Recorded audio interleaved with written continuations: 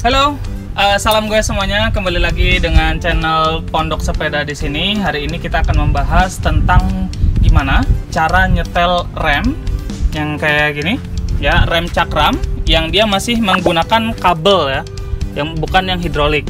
Jadi ini sebenarnya cukup simpel banget ya. Tapi ya kebanyakan orang pasti kalau misalkan dia ada kendala dengan remnya, biasanya sih ya datang ke bengkel gitu kan, terus minta tukang bengkelnya supaya bang, ini rem saya bermasalah gitu kan, dia nggak bisa pakem gitu. Nah, sebenarnya ini cukup simpel banget ya. Dalam rem cakram yang masih pakai kabel itu dia ada 4 settingan yang kita bisa pakai ya. Jadi 4 setting, ada 2 tidak memerlukan alat ya, dan 2 lagi memerlukan alat, yaitu kunci misalkan yang kayak gini nih. Di beberapa sepeda ada yang pakai kunci plus, dan di beberapa sepeda ada pakai yang hex key kayak gini, atau kunci L ya disebutnya kita ya, yang kayak gini. Ini nomor 5 ya, untuk sepeda ini nomor 5. Ini sepeda eksotik. Nah, kita mulai aja dari yang pertama. Settingan itu bisa dimulai dari yang paling atas. Jadi kalau misalkan kita lagi di perjalanan nih, kemudian rem kita agak-agak terlalu dalam gitu ya, kita sebenarnya simpel banget. Kita hanya perlu memutar di bagian sini nih. Nah, ini bisa dipakai dengan cukup memutarnya dengan berlawanan arah jarum jam. Kalau jarum jam kan ke sini ya. Nah, ini kita berlawanan arah jarum jam supaya dia menjadi lebih jauh. Tuh, jadi cukup kayak gini, diputar. Jadi kalau misalkan jaraknya udah sesuai, kita tutup yang hitamnya. Kita kencengin yang hitamnya. Jadi dia nggak kembali lagi. Nah, ada perbedaan di sini, dia semakin jauh ya. Misalkan kayak gini lagi nih, kita pengennya jaraknya segini nih, udah pasnya nih. Gitu kan, kita tarik, cek. Pakem lah segini nih, langsung kencengin yang hitamnya. Tep. Nah, pastikan juga di bagian sini nih ada lubang untuk ngeluarin kabel. Ini jangan sampai sejajar dengan yang hitam. Jadi yang silver dan yang hitam itu jangan sampai sejajar di bagian lubang ngeluarin kabelnya. Oke, ini di settingan yang pertama ya. Yang kedua, kita bisa setting selanjutnya itu ada di bagian bawah ya. Jadi di bagian bawah itu ada juga settingannya. Nah, coba ke sini. Di sini ada lagi yang bisa diputar ya, di sini nih. Jadi ini harusnya ada hitam-hitamnya sih, cuman ya namanya sepeda udah lama ya. Ini sama juga kalau misalkan kita mau ngendorin, atau ini misalkan tuas remnya itu terlalu kuat gitu kan, atau terlalu pendek gitu. Kita pengen itu agak panjang tuasnya, itu cukup diputar ke searah jarum jam, ke arah sini. Tep, ke kanan. Nah, perhatikan di sini. Kalau misalkan kita putar, dia makin turun. Itu berarti jarak nanti di atas itu, di brake levernya itu dia bakalan lebih panjang atau lebih dalam. Kalau misalkan kita ngerasa terlalu pendek. Nah, kalau misalkan kita itu brake levernya itu terlalu jauh gitu kan, itu putar berlawanan arah jarum jam. Kalau misalkan kesulitan, ini bisa sambil ditarik kayak gini, terus putar. Nah, diperhatikan di sini dikit-dikit tuh ada kenaikan ya. Ya, ini membuat jarak antara tuas rem dengan stang itu dia jadi lebih pendek. Jadi lebih pakem lah.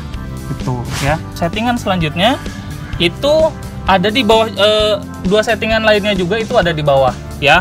Yang pertama itu ada di bagian sebelah sini nih ya. Jadi kalau misalkan nggak kelihatan, kita geser dulu kan. Set. Standarin. Nah, di sebelah sini, ini di bagian keongnya ya, kalau bahasa bengkel gitu kan, ini bagian keongnya ini ada yang bisa diputar ini. Jadi kalau misalkan kampas rem sebelah sini itu udah habis itu kan, kita gampang banget tinggal diputar searah jarum jam. Jadi dia akan makin ngedorong ke sana gitu. Jadi nih, perhatikan, diputar kayak gini, dia akan menjadi lebih dalam, dan itu menjadikannya kampasnya itu jadi geser ke dalam, jadi lebih pakem. Jadi kalau misalkan pas diputar bannya seret gitu kan, pas dilihat ternyata ininya terlalu kencang, kita tinggal kendorin berlawanan arah jarum jam gitu. Misalkan segini udah cukup. Kita tes lagi nanti di brake levernya, di atas itu di tuas remnya udah cukup atau belum. Nah, nanti ya tinggal disesuaikan gitu. Tapi ini jangan sampai muternya langsung sekaligus banyak, cukup dikit-dikit aja, sedikit tarik gitu. Kalau misalkan udah sesuai itu baru gitu ya, selesai. Nah, di settingan selanjutnya itu ini yang agak lebih repot. Nah, di sini ada 2 baut ya. Sini ada 2 baut nih, 1, dan di sini nih 1 nih. Ya, 2 baut itu juga sama untuk nyetel. Misalkan gitu ya, yang ini udah habis tetapi yang sebelah sananya itu belum terlalu habis, dan kita pengen sebelah sininya nih, kan ini ada 2 nih, kampas remnya ada 2. sebelah sini sama sebelah sini. Kalau settingan ini dia akan geser makin ke sana. Nah kalau misalkan yang ini nggak bisa ya. Nah kalau misalkan nggak ini pengen digeser, berarti ngikutin sama ininya apa namanya, keong-keongnya nih, kaliper ya disebutnya kalau nggak salah ya. Jadi kalipernya ini disetel. Jadi di sini nih di baut ini dia ketika kita kendorin itu ada jarak di dalamnya itu, di dalamnya itu ada kayak gap gitu, yang itu bisa dimaju mundurin gitu ya, disetel. Dan ya kalau misalkan ini udah disetel, misalkan jaraknya untuk piringan cakram ini supaya lebih dekat ke sini gitu kan. Nah selanjutnya tinggal mainin yang di sini ya. Jadi itu simpel banget sih, ada empat setelan itu, yang tadi di atas ya, di bagian atas ini, kemudian ada yang di bagian bawah yang sebelah sini ya, kemudian yang ketiga itu ada di sebelah sini, dan yang terakhir itu kita mainin di bagian bautnya untuk settingan ya. Itu untuk rem cakram yang masih menggunakan kabel. Nah untuk pembahasan yang apa namanya, menggunakan rem cakram hidrolik itu sebenarnya kalau misalkan kita dari awal itu susah banget kalau yang hidrolik. Tapi kalau misalkan nggak ada kendala dengan selang remnya, itu sebenarnya cuma main di bagian kalipernya sini aja. Nah perlu diingat juga ketika kita nyeting rem itu ya, selalu jarak antara tuas rem belakang dan rem depan itu bedakan.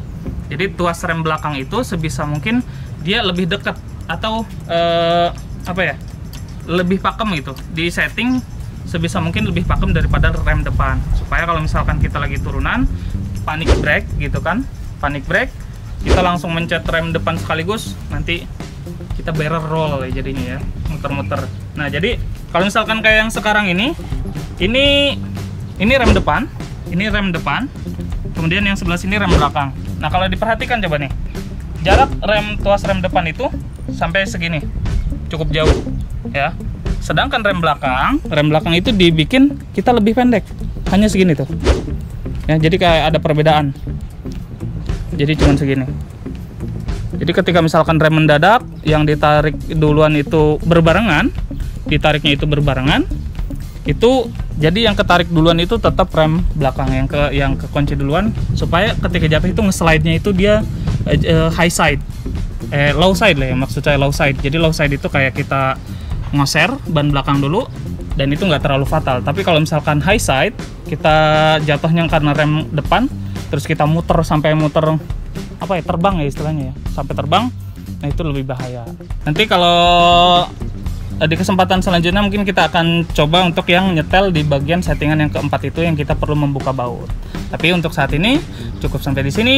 Kita ketemu lagi di video selanjutnya. Tapi jangan lupa like, subscribe, dan komen, dan jika perlu di share supaya orang-orang yang sepedaan tahu cara nyetel remnya masing-masing. Oke, sampai ketemu di video selanjutnya. Dah.